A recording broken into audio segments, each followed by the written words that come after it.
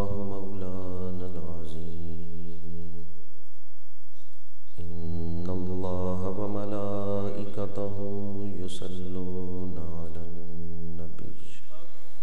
يا أيها الذين آمنوا صلوا عليه وسلموا تسليما الصلاة والسلام عليك يا رسول الله وعلى آلك وأصحابك يا حبيب الله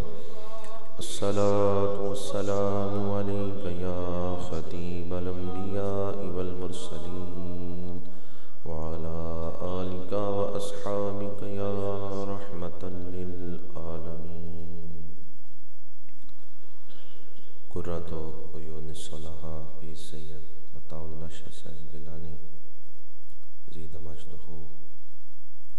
محسن آل سنت نجم الصوفیاء استاذ القراء حضرت قبلہ قاضی محمد محمود احمد صاحب نقشبندی مجددی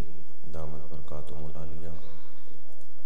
زینت السادات پیر سید آسن گیلانی شاہ صاحب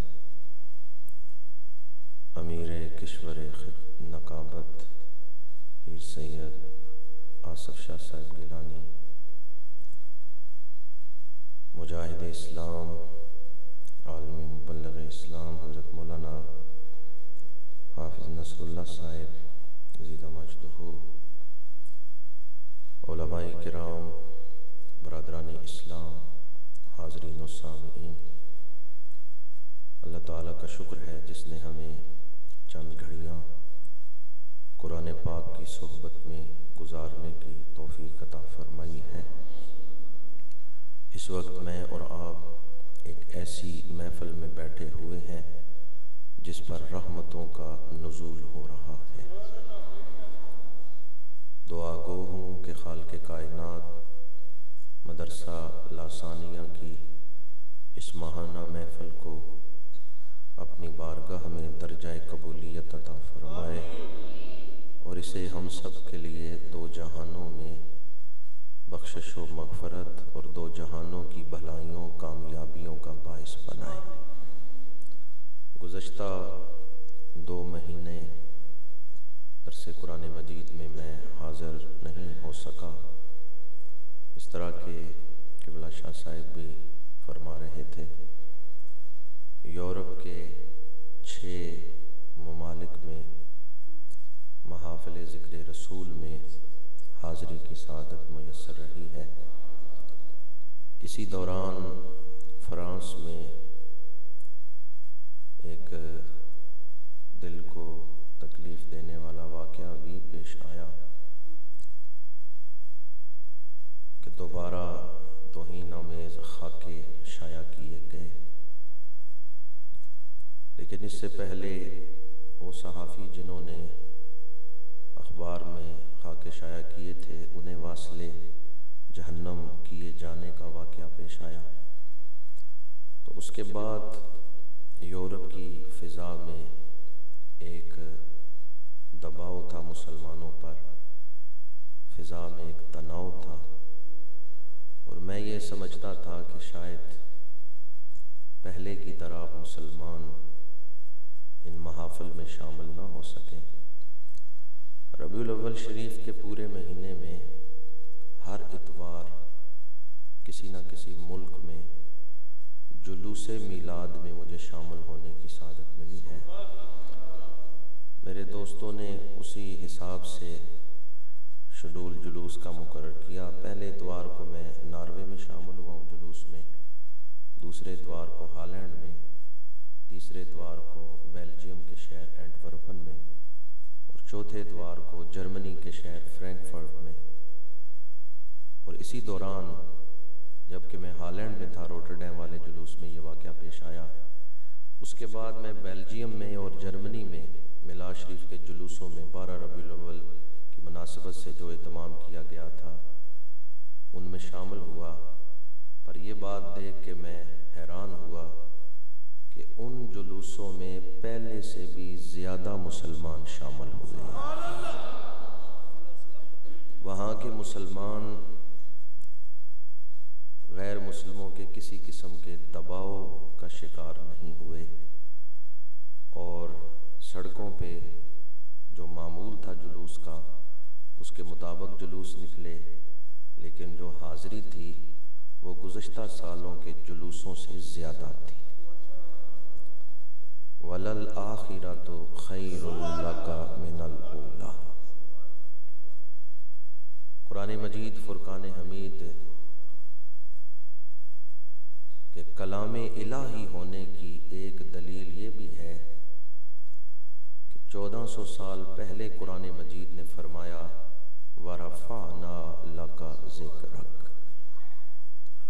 یہ آیت مکہ شریف میں نازل ہوئی،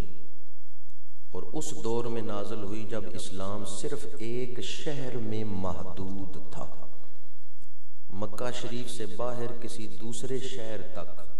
حضور کا ذکر نہیں پہنچا۔ تو مشرکین مکہ نے کہا کہ ہم مٹھی بھر مسلمانوں کو پیس کے رکھ دیں گے اور حضور کا ذکر اس شہر سے باہر نہیں نکلنے دیں گے، آنے والی نسلوں کو علم ہی نہیں ہوگا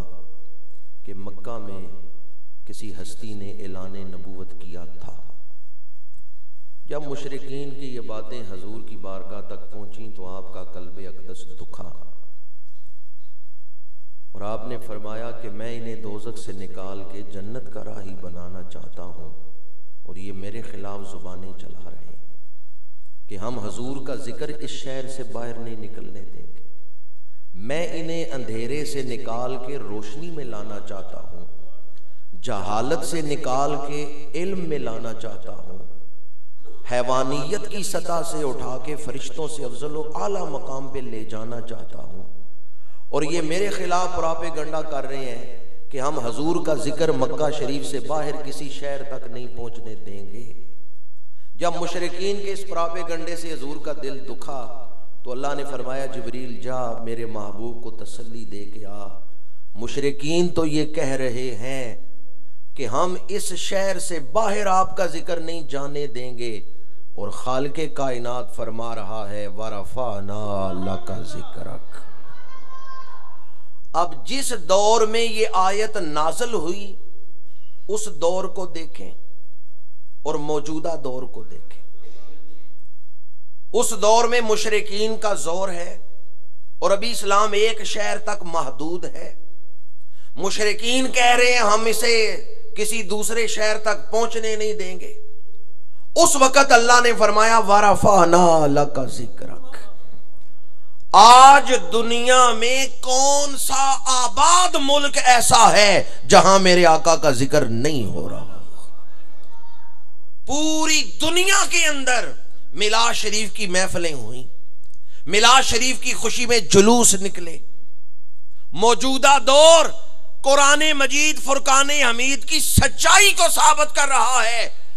قرآن کسی انسان کا کلام نہیں ہے، یہ خالق کائنات کا کلام ہے جس کے ہاتھ میں کائنات کا نظام ہے۔ مشرکین کہتے تھے مکے سے باہر حضور کا ذکر نہیں ہوگا، آج پوری دنیا میں حضور کا ذکر ہو رہا۔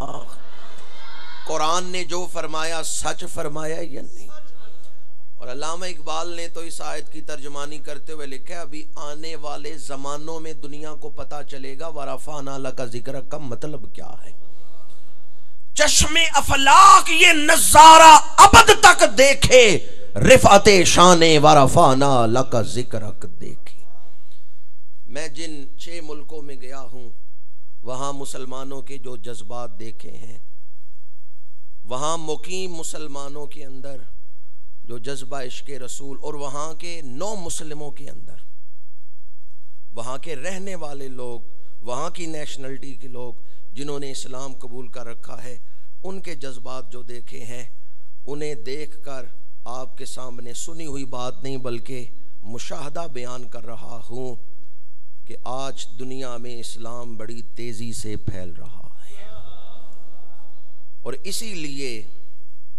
مسلسل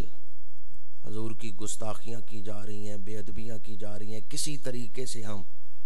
رسول اللہ کے وجود مبارک تک مشرکین کی تلواریں نہیں پہنچ